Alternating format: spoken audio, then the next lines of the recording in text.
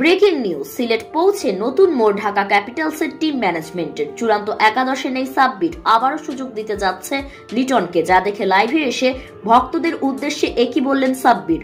বিস্তারিত জানুন পুরো ভিডিওতে।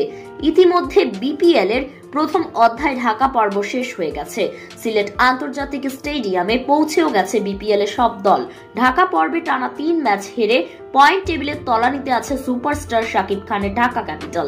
ওপেনিং এ বারবার ব্যর্থ লিটন দাস তবুও একের পর এক ম্যাচে দলে জায়গা পেয়ে যাচ্ছে লিটন। তবে এবার সিলেট পর্বে আদৌ দলে জায়গা পাবে কিনা সাব্বির, তা নিয়ে রয়েছে সংশয়। তাই তো লাইভে এসে ভক্তদের উদ্দেশ্যে সাব্বির বলেন, ভালো পারফরমেন্স করেও দীর্ঘদিন ধরে জাতীয় দলে জায়গা পাচ্ছি না আমি।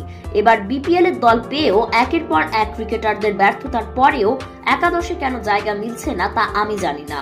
তো দর্শক, সাব্বির শেষ পর্যন্ত দলে জায়গা না পেলে আপনাদের কি মতামত জানাবেন ভিডিওটির কমেন্ট বক্সে। ধন্যবাদ।